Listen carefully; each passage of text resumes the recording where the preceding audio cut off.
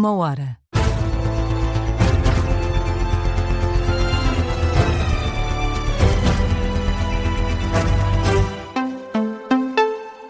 As notícias com Marta Caramelo Nobre.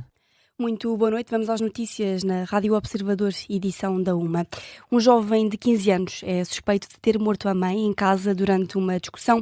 O crime ocorreu durante a noite de ontem, no bairro Clemente Vicente, em Algés, no município de Oeiras, mas as autoridades só foram alertadas para a situação hoje, por volta das 5 da tarde. A denúncia foi feita pelo próprio jovem, que terá morto a mãe de 33 anos, com um golpe físico conhecido como mata-leão. Na altura do crime estava também presente a irmã do suspeito, uma criança de 4 anos de idade que foi retirada pelas autoridades do local durante a tarde. Uma vizinha moradora do bairro relata uma situação de aparente normalidade durante o dia de hoje. Conhecer, não fiz amizade com eles nem nada, mas de vez em quando, assim que mudaram para cá, eu vi na época o time brasileiro jogando, e eles de camisa amarela. Eu perguntei, são brasileiros? Sim, somos brasileiros. E de vez em quando a senhora estava lá na janela, fumando, né? E fazia assim para mim. E eu sempre via o rapazinho lá dentro de casa, para lá e para cá e tal. Ontem à noite, por exemplo, ele estava correndo dentro de casa, inclusive com a criança. Mas, sinceramente, eu não sei, não conheço. O relato de uma vizinha desta família após o alerta comunicado às autoridades. O menor de 15 anos abandonou o local por volta das 9 horas da noite, transportado numa viatura da polícia, já depois de ter confessado o crime às autoridades. O presidente da Associação Portuguesa de Administradores Hospitalares avisa que os longos tempos de espera nas urgências vão continuar na próxima semana. Esta quinta-feira, no Hospital do Barreiro, por exemplo, os utentes chegaram a esperar mais de 11 horas para a primeira observação. No Santa Maria, em Lisboa, e no Garcia da Horta, em Almada, o tempo média de espera ultrapassou as 7 horas. Ora, Xavier Barreto, presidente da associação, que representa os administradores hospitalares, diz que apesar de haver uma ligeira melhoria em comparação com o ano passado, antecipam-se dificuldades nas próximas semanas. É sempre difícil fazer previsões. Eu acredito que vamos ter algumas falhas e algumas esperas mais prolongadas em algumas regiões do país. Eu acho que é preciso, apesar de tudo, colocar as coisas em perspectiva. E, portanto, eu acho que, apesar de tudo, há mudanças e melhorias que podemos ir fazendo e o Governo tem que avançar mais e mais rapidamente. E, portanto, eu antecipo, apesar de tudo, algumas dificuldades para as próximas semanas, mas temos que as colocar em perspectiva e perceber que, apesar de tudo, há melhorias significativas em algumas áreas, também na área dos serviços de urgência. E adianta ainda 2 causas para os longos tempos de espera nas urgências. Por um lado, de facto, nós temos algumas falhas nas escalas.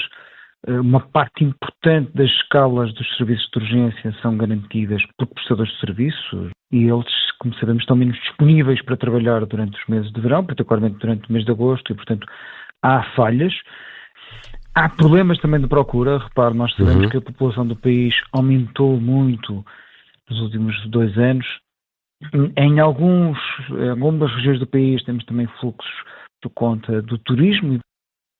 Xavier Barreto, presidente da Associação Portuguesa de Administradores Hospitalares, no programa Explicador da Rádio Observador. E ainda na saúde, os técnicos de emergência pré-hospitalar do Instituto Nacional de Emergência Médica vão avançar com uma greve de 2 dias em setembro. Paralisação a acontecer nos dias 14 e 28 de setembro. O presidente do Sindicato dos Técnicos de Emergência Pré-Hospitalar, Rui Lázaro, admite que são esperados constrangimentos. Comunicamos à Comissão de Trabalhadores que, tendo em conta a vontade manifestada pelos nossos sócios, pelos trabalhadores em geral, iremos avançar para 2 dias de greve geral, para já, no dia 14 e no dia 28 de setembro, enfim. Esperemos alguns constrangimentos, mas também esperemos que desta vez o Governo e o INEM estejam mais preparados para uma greve geral do que estiveram há 1 ano e meio atrás. Em causa a nova lei orgânica do INEM, que entrou em vigor este mês. A nova lei prevê a passagem das ambulâncias do Instituto para as unidades locais de saúde, além de outras mudanças na resposta às emergências, como a possibilidade das tripulações passarem a deslocar-se em viaturas ligeiras. As estruturas representativas dos sindicatos denunciam que, com a alteração, o INEM vai perder uma centena de ambulâncias. A direção do Instituto nega. Os trabalhadores do INEM partem assim para uma paralisação que Rui Lázaro garante que não é motivada por questões laborais. Não estão em causa com esta greve questões laborais, salariais, está em causa sobretudo o desmantelamento do INEM e a consequência que isso pode ter para a vida de vários cidadãos. É isso que está em causa. Estamos a defender o país e os portugueses ao anunciar esta greve, que desejamos que seja desconvocada caso o Governo assuma compromissos nesse sentido. Declarações do presidente do Sindicato dos Técnicos de Emergência Pré-Hospitalar à RTP, Rui Lázaro, pede ainda a admissão do presidente do INEM, acusa Luís Mendes Cabral de recusar o diálogo. As buscas pelo quarto português desaparecido na Croácia prosseguem esta sexta-feira, é o que indicam as autoridades croatas, de acordo com o Centro Nacional de Segurança da Navegação da Croácia. As buscas vão prosseguir para tentar encontrar o último dos 4 amigos que tinham saído de um parque de campismo num barco a remos insuflável e que foram apanhados de surpresa por uma tempestade. Recordar que um dos portugueses foi hoje encontrado sem vida, já outros 2 dos 4 amigos tinham sido resgatados, aliás, com vida na quarta-feira, e a única mulher que seguia a bordo da embarcação já teve alta hospitalar. Ora, as autoridades explicam que agora vão manter as buscas por este quarto elemento desaparecido devido à temperatura favorável da água e ao facto das pessoas envolvidas serem jovens. Na atualidade internacional, o vice-presidente norte-americano acusa o Irão de não honrar compromissos assumidos nas negociações. J.D. Vance afirma que o objetivo da administração norte-americana é manter o petróleo e o gás baratos e garante que os Estados Unidos vão conseguir alcançar estes 2 objetivos. Bem, o que eu posso dizer com confiança é que acredito que isto terminará com os Estados Unidos numa posição mais forte, com o Irão sem armas nucleares e com o Estreito de Hormuz novamente num estado em que os preços do petróleo e do gás sejam estáveis para o povo americano. Creio que a questão aqui, Will, é que os iranianos por vezes assumem compromissos que não honram, fazem um acordo e depois não o cumprem.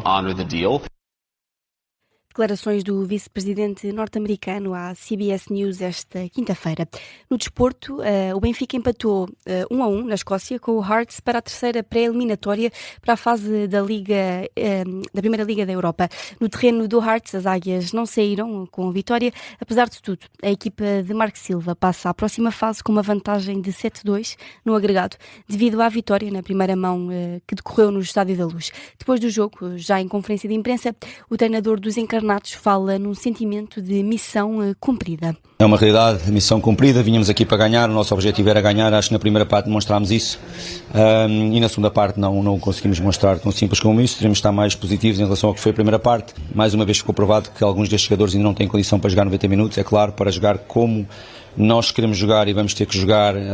Hoje a nossa pressão não funcionou tão bem, não fomos uma equipa tão pressionante como temos sido, e para pressionar tem que sair das pernas, tem que sair do corpo e nós temos que conseguir fazê-lo. As declarações de Marco Silva na conferência de imprensa no final do jogo. O Benfica vai agora defrontar o Aarhus da Dinamarca no play-off de acesso à fase da Liga Europa. Da Liga Europa para a Liga Conferência, o Braga empatou a 0 com o Dinamo Minsk, um jogo a contar para a segunda mão da terceira pré-eliminatória de acesso à Liga Conferência.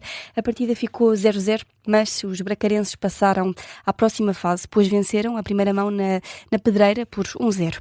Estão assim apurados para o play-off de acesso à Liga Conferência, onde vão defrontar o Áustria de Viena, que venceu o Beitar de Jerusalém nos penaltis. E é com o desporto que fechamos esta edição da UMA.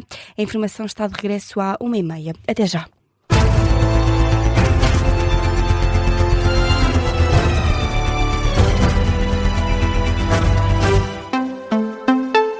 Este programa tem o apoio de BetClick.